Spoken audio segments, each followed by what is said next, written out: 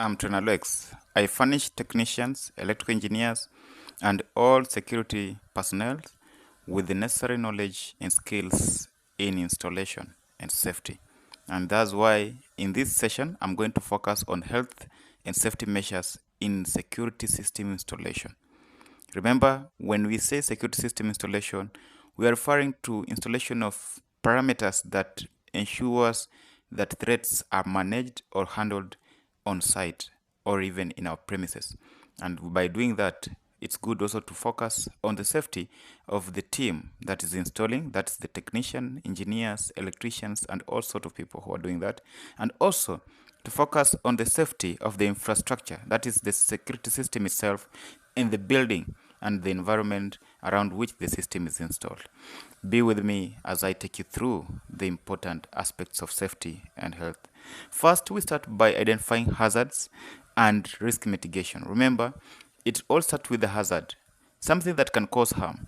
And this hazard will cause risk of an accident. So you have to evaluate the hazard. If it can cause accident, then it's better you mitigate it as fast as possible. Here are just types of hazards that they can be categorized as physical. That means something that already exists and you can see it. Ergonomic, something that comes from the work habits that may be fatigue, let's say poor handling of tools. We'll be talking about that. It can also be psychosocial. You're not mentally stable and you're working. Such things. We can talk of chemical and biological, of which is just obvious. But before we go that, let's understand what safety is. When we say safety, we say you're free from risk, you're free from danger, you're free from any harm or incidents that can cause anything that will disfranchise you and make you not to work again tomorrow. And that's why we need to focus on safety of the users, the technicians, safety of the system, and the safety of the environment. Then the same hazard we have said, and I will repeat again, is anything that can cause harm. And this thing that can cause harm can either be physical, man-made, and all that sort. So let's say you can have a good tool, but if you're using it wrongly, it might also cause harm to you. You can be wearing a safety gear, but if you are implementing wrong work habits, you're likely also to injure yourself. Those are things we are talking about and how to present yourself at work and how to retain all that. Risk is now the likelihood of this hazard causing harm.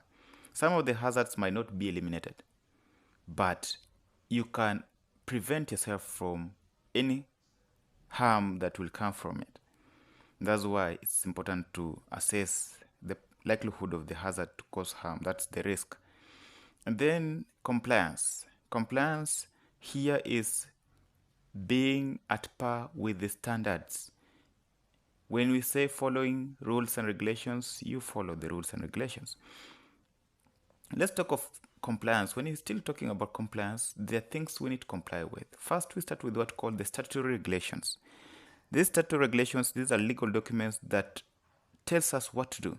Like in the field of electrical engineering, we work under electricity at work regulation, which is a statutory regulatory that governs us and also emphasizes on us ensuring that when we install a system, it should be safe to the user and to itself.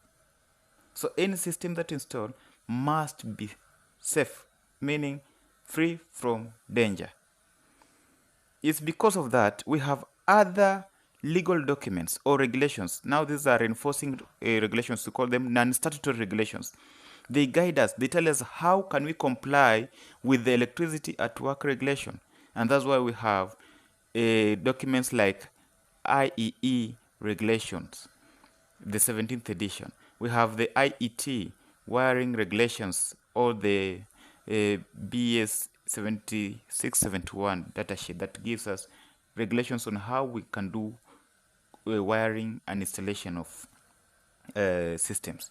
We also have other mandatory documents like the bylaws that govern us depending with your nation. Like in Kenya, we have the Kenya Power bylaws, we have the county bylaws, we have the national codes that we need always to abide by when you're carrying out installation. So it's good to comply with this, because when we talk of compliance, what happens if you don't comply with law? You're likely to face trouble when you're taken into consideration. Now, we also have other documents that are necessary. These one are legal, nationwide, and also international standards that you have to comply with in order to ensure that safety is observed. Occupational Safety and Health Administration Standard is one of the key documents that emphasizes on safety.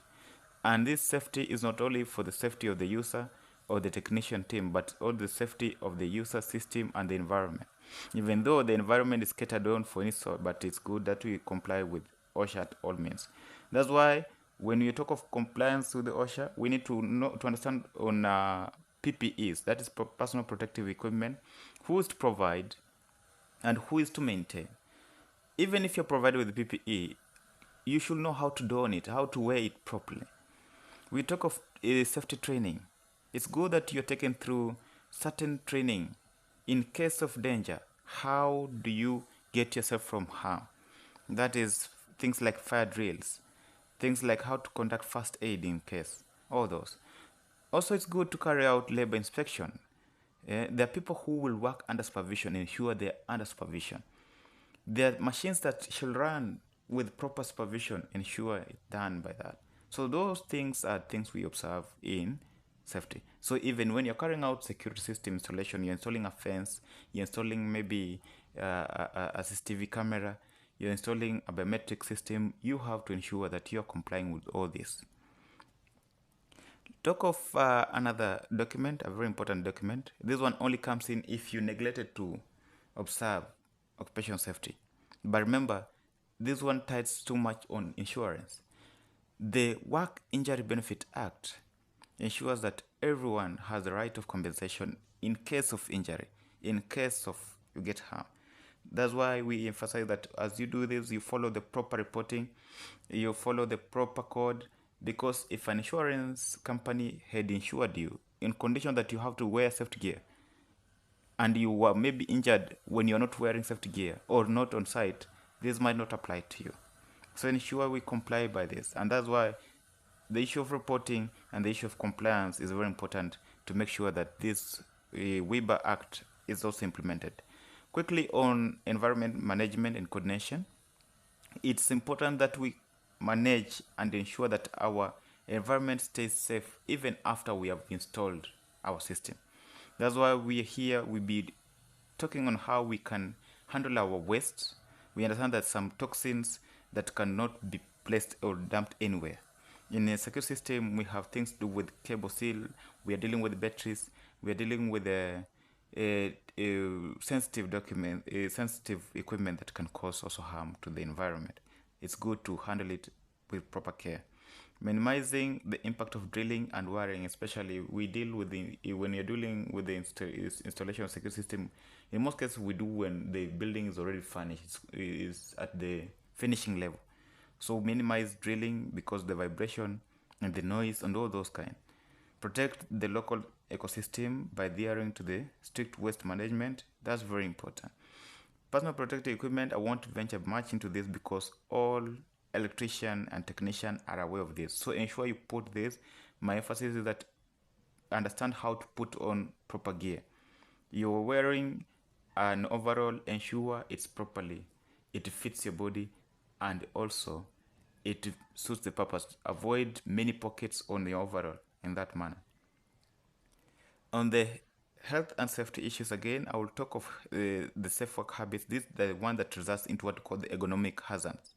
You're carrying a heavy load and then you're lifting it the wrong way. You're likely to injure your back. You are moving a sharp object, but you're carrying it in a pointing the direction you're heading. What if you stumble into your colleague who is also on site? You're likely even to pierce the colleague. In that one, you become a hazard. The proper use of a ladder and all that. If you're to work on high ground, use a ladder, and not just any ladder, but stable, efficient, and reliable ladder for that. Also, proper gear. Ensure that when you're dealing with a circuit, you have a proper gear. If you're dealing with the height, you wear proper gear. That's why it's important to observe these habits, that safety is not just something that you take for granted. It's mandatory. You have to ensure that you regulate to it, you adhere to it all the time. You also need to take good care of tools. That's why routine tool maintenance and equipment and machinery that aids you in doing the security installation work is very important, especially our drills. Ensure that you observe the drill bits, you replace the plugs, you ensure the cables are in good condition, because when you've installed and the cable maybe is punched anywhere, you are likely to get an electric shock. In that manner, becomes an hazard that you, or an accident that you could have anticipated and protected or mitigated earlier. Operational reliability, although that's very important. Let's talk a little bit about the possible accidents that we are likely to incur when on site. This one are usually with electric. So electric shock and also electric fire. I'll not venture into many types of fire and all that, but I'll talk about the ones that we are likely to incur on site. So in the case of an electric shock, what are you supposed to do? What's the immediate emergency action? So usually we say disconnect the power, then don't try to be a hero. Even if you have disconnected the power, find an unconductive object, try to eliminate the victim from the shock scene, and also move the victim away from the shock. In the event of fire, follow the fire protocols. If you need to follow the fire drills, if there, you move to this fire assembly point.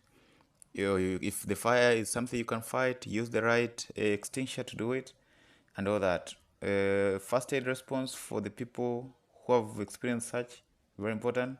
Safe extraction, moving the victim to the safe space, doing the artificial resuscitation techniques, all that, very important. And then on communication and communication protocol, that's how you report it. Remember I said about the Weber, compensation only comes if you follow the proper record reporting. So you get an accident, you have to report to the immediate supervisor. The supervisor will do it to the safety officer. If there's no one, you'll do the proper, then report to the insurance firm and all that. But here I also want you to focus on the safety posters and safety signs that are usually on the site that we don't take keen attention with. So understanding the shapes and the color is very important. When you see red, definitely it shows you danger. Whether it's a circle, rectangle, that one tells you be aware, prohibit, stay away from it.